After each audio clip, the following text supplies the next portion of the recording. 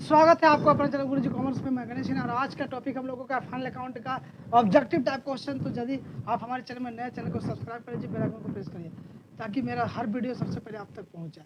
How does an overcasting of purchase day book affect the cost of sales and profit? बताइए, यहाँ पे 4 option दिया हुआ है। Cost of sales is decrease while profit is increase. Second है cost of sales is increase while profit is decrease. Third है both cost of sales and profit are increase. Fourth, cost of sales is increased, gross profit is decreased, but net profit remains unaffected. तो इसका right answer जो होगा cost of sales is increase while profit is decrease. जब cost of sales जो होगा वो क्या होगा, डिक्रीज हो जाएगा। ठीक है, मतलब कि इंक्रीज हो जाएगा, प्रॉफिट क्या हो जाएगा, डिक्रीज हो जाएगा। समझ में? तो cost of sales equal to क्या था, opening stock plus purchase minus closing stock. On the basis above it may be observe that if purchase is over cost, the cost of sales will increase. If cost of sales will increase, the profit will decrease. Okay, sales minus cost of sales equal to profit. समझ में? Sales minus cost of sales equal to profit होता है ना। तो यहाँ पे देखिए, ये सेल्स में से कॉस्ट ऑफ सेल्स को लेस करते हैं तो प्रॉफिट निकल जाता है। therefore cost of sales increased by profit is decrease. Clear है ना? यहाँ पे देखिए, नेक्स्ट यहाँ पे दिया हुआ है of if outstanding wages appear in the trial balance while preparing the final accounts it will shown in, तो क्या होगा यहाँ पे, asset side of the balance sheet, liability side of the balance sheet, profit and loss account and side of the balance sheet, और profit and loss account and liability side of balance sheet। तो इसका right answer हो जाएगा liability side of the balance sheet। liability side of the balance sheet यहाँ पर option number B हो जाएगा। outstanding wages appearing in the trial balance case will be shown on liability side of the balance sheet. Okay, तो इसका entry जो होता है wages account debit to outstanding wages account, it will not be shown in a profit and loss account at is as it has already been adjusted with wages. Okay, तो इसका right answer है। Clear है, समझ में आया? तो यहाँ पर देखिए, नेक्स्ट क्वेश्चन दिया हुआ है, ई limited A dealer in a second-hand machinery has a following 5 machines, different models, and makes in their stock at the end of the financial year 2012-13। ठीक है, तो यहाँ पे देखिए मशीन दिया हुआ है, एक ए, बी और सी और डी का दिया हुआ है, ई का दिया हुआ है इन लाख्स में, है ना, यानी 0.9 लाख, 1.15 लाख, 2.75 लाख, 1 लाख, और डी का 2.10 लाख, है ना, यानी कि 10 लाख। यहाँ पे देखिए नेट रियलाइज वैल्यू दे रखा है इसका दोनों का। तो value of stock included in the balance sheet of the company as on 31 March 2013 are was, तो इसका हो जाएगा कितना। यहाँ पे देखिए, ये रहा आपका solution. Stock is valuated at lower of cost और market price, net realisable value LCM according to value of stock be to be included in balance sheet of the company as on 31 March 2013 will be. यहाँ पे देखिए इतना है ना, तो यहाँ पर जो हो जाएगा आपका 7.7 लाख यानी टोटल।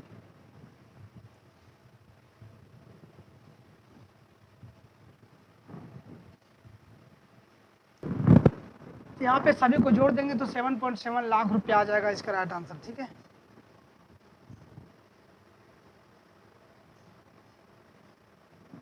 यहाँ पे देखिए नेक्स्ट क्वेश्चन यहाँ पे दिया हुआ है, fire insurance premium paid on 1 October 2011 for the year ended 30 September 2012 was 200 for 2400 and fire insurance premium paid on 1 October 2012 for the year ending on 30th September 2013 was 3,200. Fire insurance premium paid is as shown in the profit and loss account for the accounting year ended 31st December 2012 would be। इसका क्या हो जाएगा, तो fire insurance paid है ना। यहाँ पे देखिए, ये 1 अक्टूबर 2011 से 30/9/2012 का 2400 रुपया हो गया। तो 1/10/12 से 30/9/13 का 3200 रुपया हो गया। Premium expenses for accounting year ended 31 दिसंबर। यहाँ पर देखिए 1/1/12 से 30/9/12 2400 का 9/12 करेंगे, कितना, 9 महीना होता है ना, तो 9/12 करेंगे तो 1800 रुपया हो जाएगा। फिर 1/10 से लेके 31/12 यानी 3 महीना होता है तो 3200 का 3/12 करेंगे तो 800 हो जाएगा। टोटल कितना हो जाएगा, 2600 रुपया। क्लियर है ना? तो टोटल 2600 रुपया आ जाएगा इसका राइट आंसर। पूछा था क्या आपको यहाँ पर, वुड भी है ना, टोटल पूछा था कितना, तो यहाँ पर 2600 ऑप्शन नंबर 1 इसका हो जाएगा राइट आंसर। नेक्स्ट यहाँ पर देखिए income earned which is eight to be collected result is, यहाँ पर क्या होगा, तो यहाँ पे देखिए कलेक्टेड रिजल्ट इन, तो increase in capital and increase in liabilities, okay, decrease in liabilities and increase in capital, increase in assets and decrease in liabilities, increase in capital and increase in assets। तो इसका A B C D है ना, तो option number D इसका right answer है कि increase in capital and increase in capital and increase in assets, okay, इसका option number D. Income earn which is eight to be collected income account debit to income account, इसका right entry होगा। This result in an increase in income and thereby an increase in capital and also in increase in corresponding assets in the name of accrued income।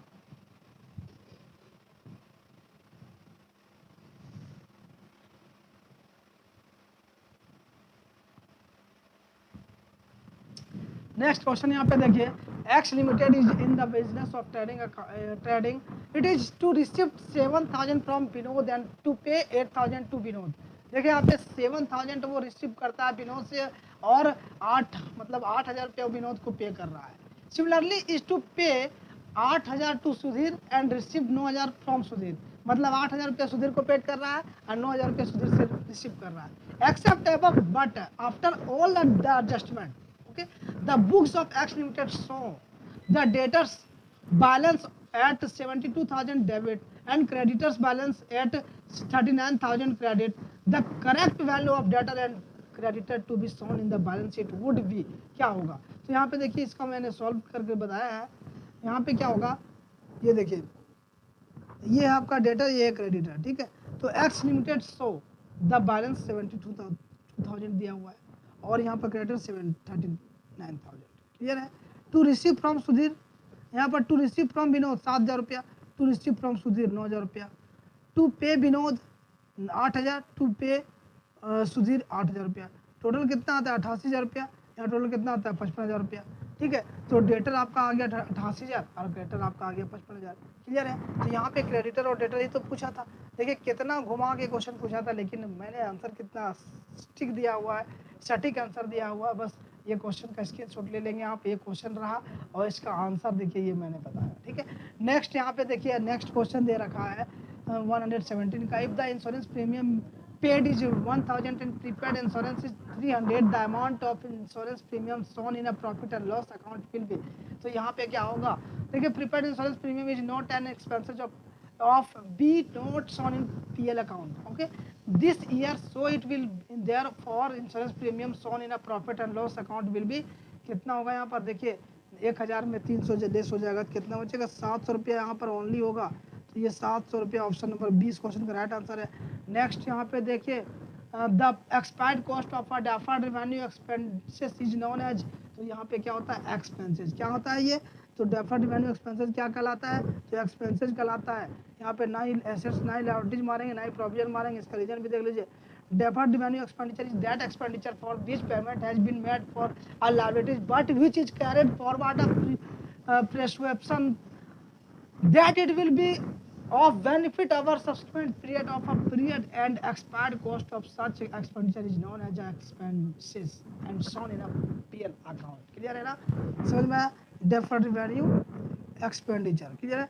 Next है if prepared rent appear in the trial balance while preparing the final accounts it will be shown in, तो क्या होगा asset side of the balance sheet और liability side of the balance sheet, profit and loss accounts and asset side of the balance sheet, profit and loss account and liability side of the balance sheet। तो इसका right answer होगा asset side of the balance sheet if prepared rent, okay, prepared rent है, यदि rent prepaid कर दिया तो ये asset side आता है, current assets के अंदर आता है, ठीक है। तो यहाँ पे क्या होगा prepared rent appears in the trial balance on preparation final accounts it will be shown on asset side of a balance sheet only, clear है ना। तो ये बैलेंस शीट में ही शोन किया जाएगा। चलिए मिलते हैं नेक्स्ट सेशन में, लेकिन एक और क्वेश्चन यहाँ पे कर लेता हूँ। देखिए यहाँ पे क्वेश्चन नंबर है 120, लास्ट क्वेश्चन है। Gauri paid 1,000 towards a debt of 1,050 rupees which was written off as a bad debts in the previous year which of the following accounts will recredited for this amount. तो यहाँ पे होगा Gaurish person account, bad debts account, bad debts recover account और none of this. तो यहाँ पे देखिए bad debts recover account होगा, इसका एंट्री में करके दिखा रहा हूँ।